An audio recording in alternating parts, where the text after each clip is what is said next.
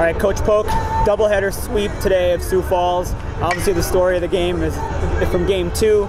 Mitch Stalsberg throws a 7-inning no-hitter, 17 strikeouts, first no-hitter in 10 years for you guys. Just kind of talk about what your thoughts were on his performance. Yeah, you know, that's what we kind of envision. You know you're not going to get a no-hitter every time out, but the outing where he has his command and he's got the other team off balance, and he's shown that coming out of high school, you know, being a player here in Wisconsin, and had a few perfect games, a couple no-hitters, that stuff too. So, but he finally, you know, he's had some really good outings, and then he's had a couple poor ones that we talked about getting better, and he kind of put it together, especially after the first inning. The first inning, like my assistant coach Pat Riley, after the third guy thought we should get somebody up in the bullpen, but he settled in and then did a great job.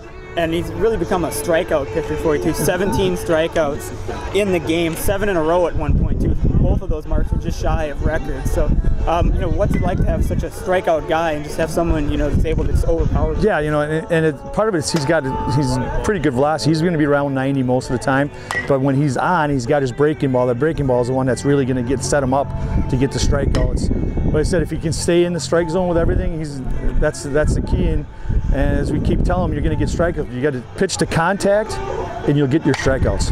Kind of lost in the pitching performance of Stalsberg was game 1, where Lucas Crimmins pitched really well as well. You know, not giving up a run, only 4 hits and over 6 innings pitched. Talk about how game 1 went for him. Well, game 1 was really. He actually had a perfect game going. He faced the first 16 guys up, 16 down, until when their guy dropped the bunt down to break that up. So he was in pretty good command too. You know, not quite as much velocity as Mitch, but pretty close.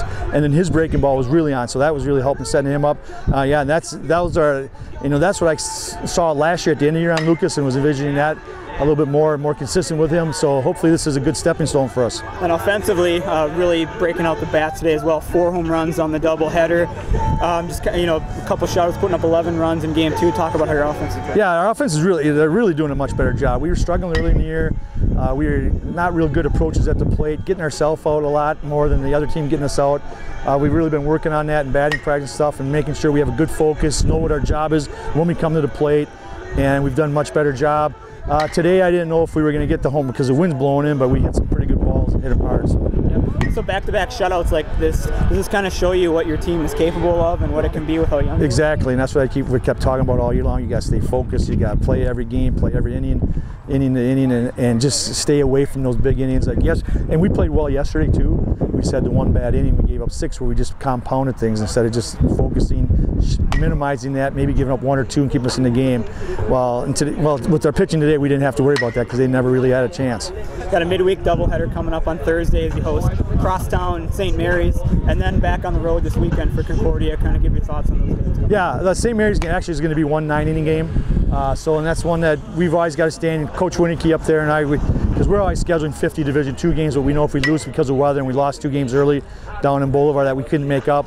So it's a good day for us to play them. They're having a good season, so it should be a good matchup. They're playing pretty well. So we want that, but that'll help us get ready for the weekend.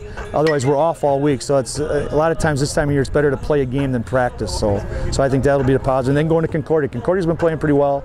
We're up at their place, and it's going to be a battle. So hopefully this will be a good stepping stone. So we play well up there too.